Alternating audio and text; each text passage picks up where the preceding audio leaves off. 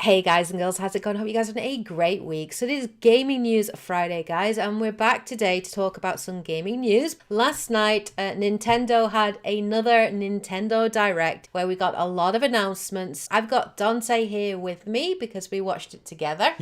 And we are going to basically talk about not everything in there, because not everything in there was interesting for me, but the things that were announced that I'm super interested in, a couple of release dates and our general thoughts on it. And I thought it was a pretty good direct. It's been a while since Nintendo have done like a big full direct, because last year they kind of just focused on individual titles and gave them more attention, like Animal Crossing and different things. So it's nice to see them do this kind of thing again. So let's kick in and start talking about some of the announcements that were interesting for me. So I'm going to do this in release date order to try and keep this kind of structured for you guys. Dante will chip in as well now and again with his thoughts and things as well.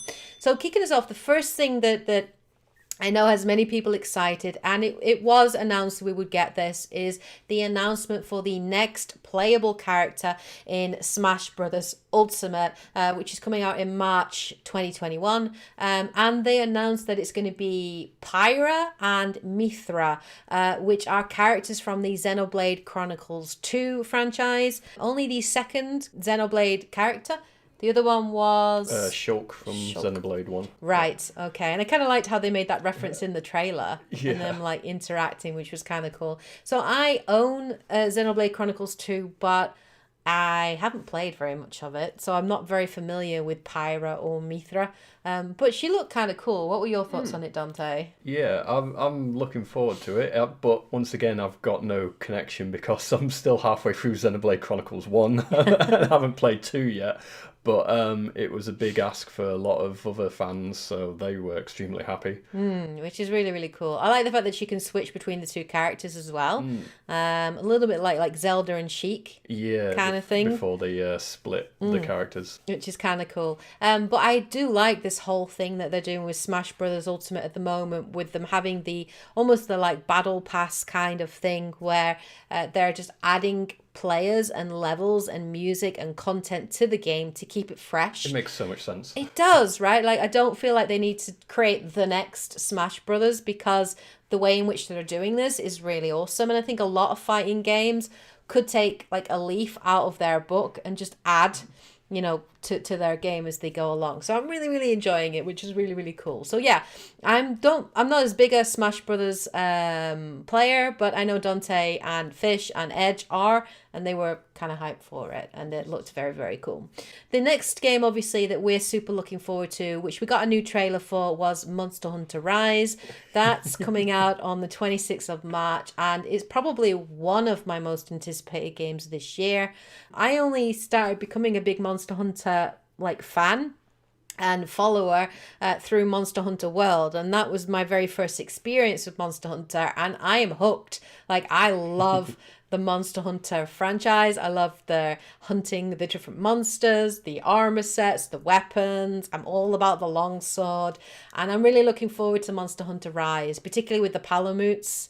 Yeah. They look fun. I love them. And yeah, even the new mounting mechanic looks really, really cool. And the wire bug was really, really fun. A bit tricky to start off with, but we played the demo, and I think that convinced us. But what was your reaction to the big scary spider monster? I did not like that. I basically said, I'm going to stand back and let you guys have at. Because the problem is, my longsword character, I have to get really up close and personal with the monster. And You're like, nope. I have a real strong fear of spiders, to the degree of, I will if you see a spider on the floor, I'm the kind of girl that will jump up on the chair and just start squealing and just saying, please kill it, get rid of it. So I'm probably not going to react quite well to that monster. And you'll hear me screaming a lot probably as part of that game. But still, it looks really cool. We got to see a little bit of the the charge thing, the new kind of in waves attack. Yeah, which we haven't found out too much information about at the moment, but yeah, I can't wait for that. And that's going to be featuring on our multiplayer Wednesday live streams. Oh, yes. So that's going to be really fun. Edge has just bought himself a PC so that he can actually start capturing that as well and streaming that as part of his, which I know he's super looking forward to.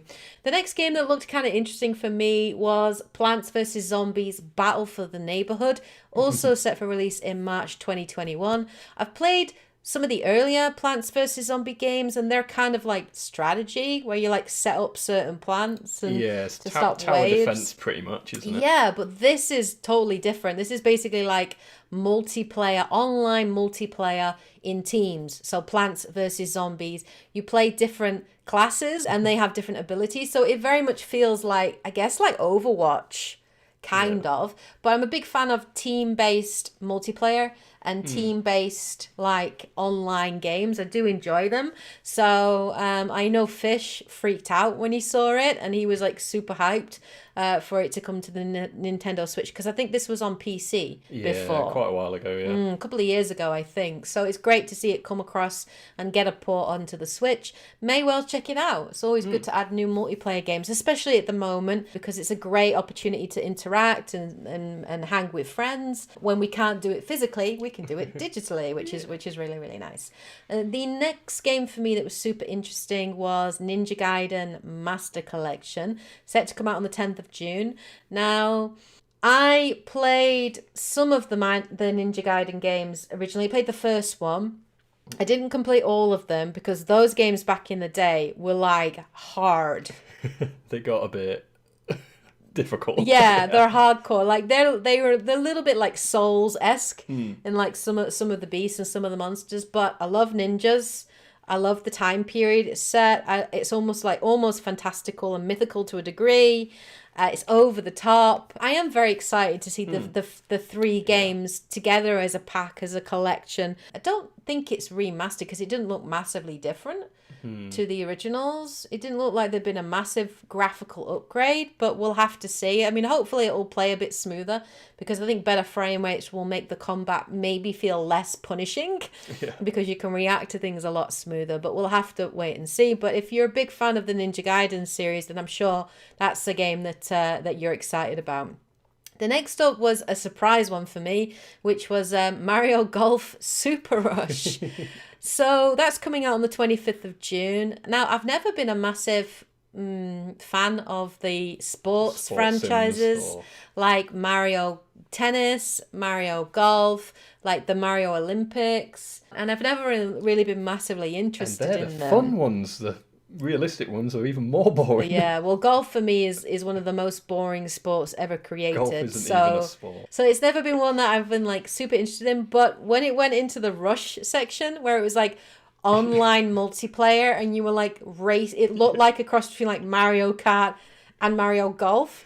That looked fun. Yeah, forget taking turns. Just leg it to your ball and get it in the hole as quick as possible. That looked really fun. So I think did look daft. That would be, when lockdown's over, I think that would be a really good one where you just get some friends together, you have a few drinks, it gets a bit crazy, it gets a bit competitive, and I think it would be really fun. Yeah. So I think it would be good for that. It's not a game I would personally buy myself.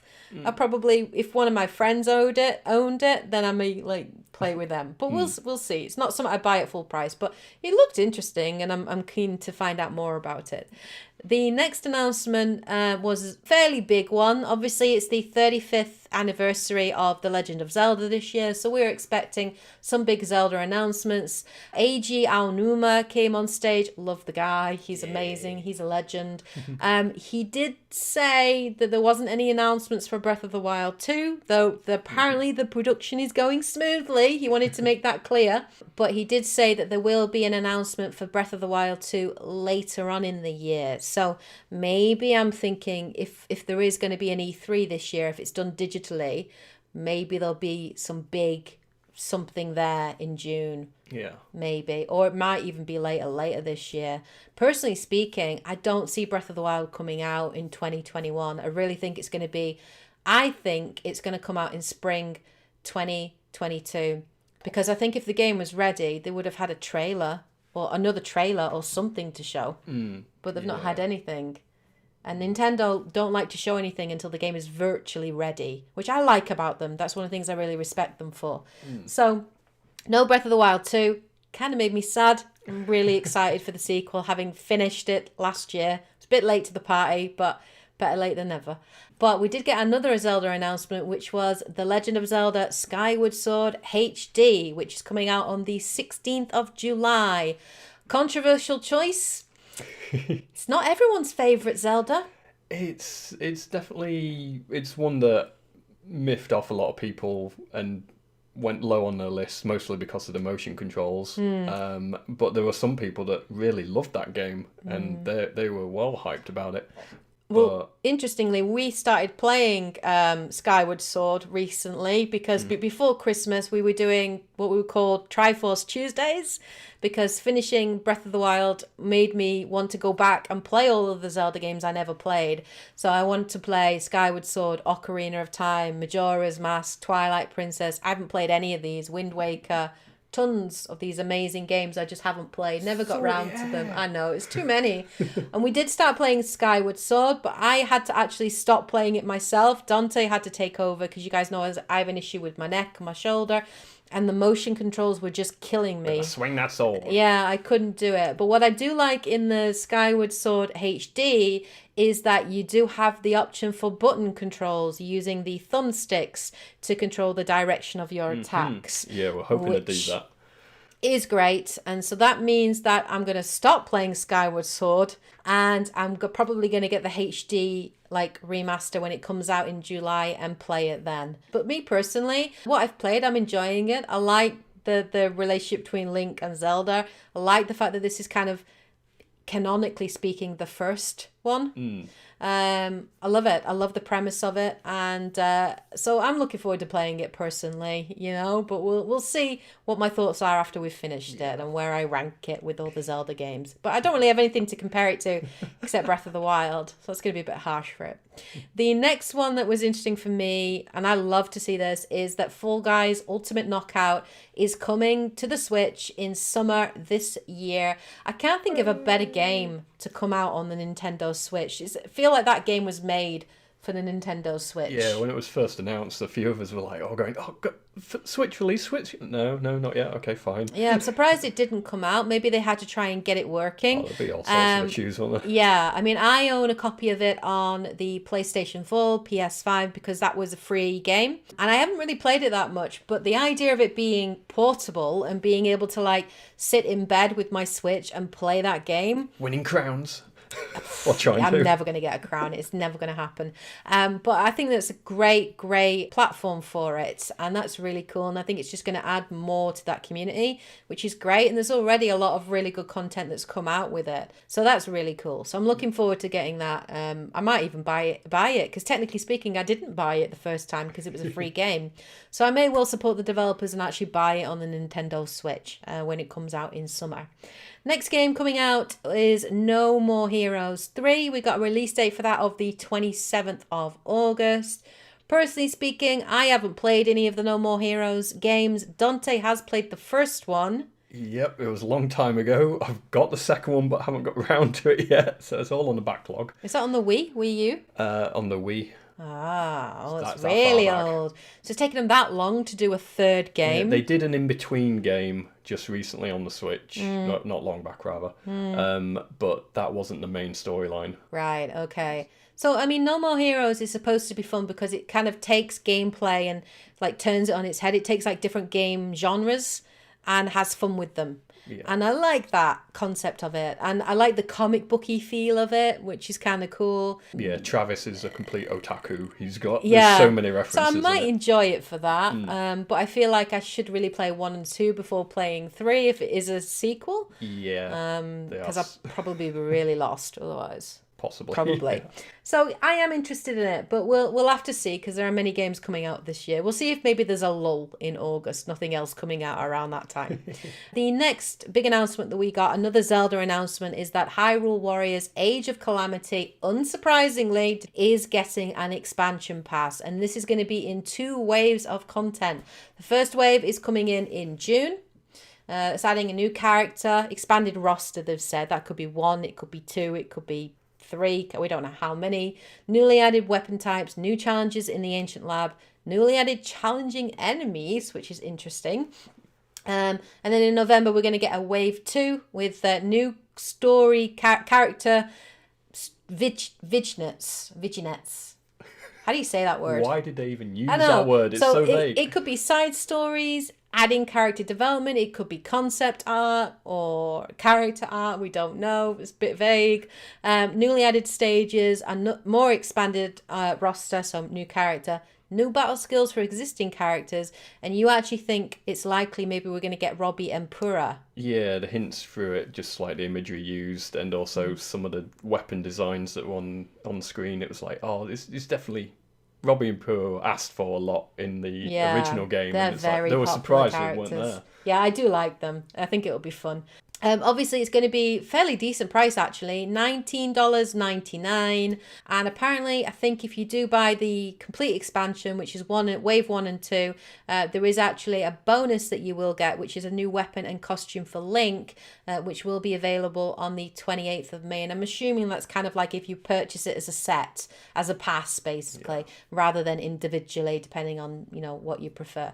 Personally speaking, I like to see what I'm going to get before I buy anything. Yeah. These expansion passes, when they're really vague, I get a little bit cynical with them.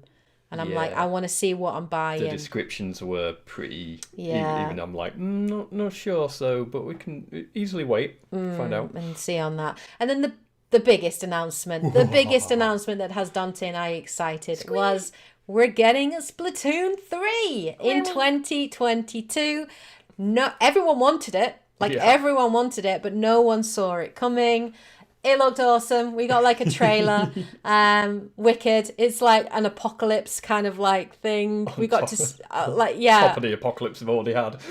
Yeah, no, that's true. We got to see like this inkling, like squid. Or Mad Max style. Yeah, it was really cool. I loved it. He took off the glasses and stuff. And then they've confirmed that we're going to have companions, which is the salmonoids. The little salmonid thing. Which is weird because obviously in Salmon Run, like we've been killing those things en masse for stealing their eggs. So how the hell they became your like companion, a la like Palicos in Monster Hunter, I've got no idea. What their abilities are, no idea. Are they going to be just so purely for single player? Are they going to be available in multiplayer? No idea. I'm blaming Pearl regardless. Yeah, I'm excited to see. And then obviously we got to see a little bit of multiplayer. It's still looking like it's going to be like, is it 4v4? Yeah. Yeah. So it's still looking like it's going to be that. But there were some new hints of the multiplayer and how they're shaking things up. And one of the most exciting things was the spawning. The Expresso machines that can pick your spawn point rather than one static place that people can spawn camp you at. Which is great, because one of the biggest problems in the multiplayer is spawn camping. Like, if you all get killed and the opposing team just rush and push on your base, you can get trapped in your spawn. And it's really annoying way to lose. And it's really hard to break through it. So the fact that you can, choose where you spawn means that that's going to be a lot harder. So it's going to be a lot better balanced. I think that's going to make it really interesting in terms of the multiplayer games and the tactics that are used, which will be really cool. We got to see some of the older weapons. Yeah, it looks like they've modded and upgraded some of the older weapons, brought in some of the old specials as well, like the big ink zookas and all that, which and is great. some other new things. And then obviously more customizable options as well for your inkling. They've done away with the gender restrictions and just gone, you can wear anything. Short skirt, short hair, long hair. So they're giving people a lot more choice. And that means we might get some really interesting looking inklings and really unique looking inklings as well, which is all cool. So Splatoon 3 was probably the biggest announcement for me that I'm excited for, followed probably by Zelda Skyward Sword HD and Monster Hunter Rise. Those were the biggest things that I'm looking forward to. But I thought it was a really good direct, really enjoyed it. Nice range of things coming out, and I like the fact that we have definitely confirmed release dates for these games. It's interesting that Nintendo are committing to these release dates in the current climate that we're in. So it must mean they're pretty confident in these games coming out on those dates. Have you got anything finally that you wanted to add, Dante, on the video? Little quick ones. I was going to give a shout out to Legend of Mana, which was like a remaster of a 1999 PlayStation game. It's got graphical upgrades, and it's one I didn't get to play, so I'm curious. Cool. Same with the Saga Frontier, which was a 98 PlayStation classic. Didn't get to play it. might pick it up now. Stubbs the zombie. Yeah, Fish freaked out when he saw that. Yeah, he pop it, but yeah. I never played it. It was built on the Halo engine, released in like 2005 for the Xbox. Yep. But then got removed in 2012. Why? And that exactly like technical difficulties was the best reason I could find. Okay. So yeah, it's made a resurrection like Scott Pilgrim. It's like, oh, it's back now. It looked fun. It looked really crazy and fun. Like you could chuck your arm at them and stuff as like a grenade, like an explodey kind of poison grenade type thing. Trying to turn all the humans zombie. Yeah, I like that. It's kind of fun. It might be enjoyable to check it out and play it. World's End Club looked interesting. That was from the developer of the Danganronpa lot and the Zero Escape games, which I haven't played any of those, but it's very, like the Saw movies or something like that. It's like, oh, a bunch of students are here. You've got to kill each other for my amusement. Oh my god, that's horrendous. And like puzzles to like escape roomy kind of thing, but very. So that could be interesting. And then Outer Wilds has got the Switch release now. Yeah, I'm really happy to see that on the Switch. I never actually got to play it because I missed it when it was on the Xbox Game Pass. But I've heard really great things about it, and it's the perfect game for the Switch.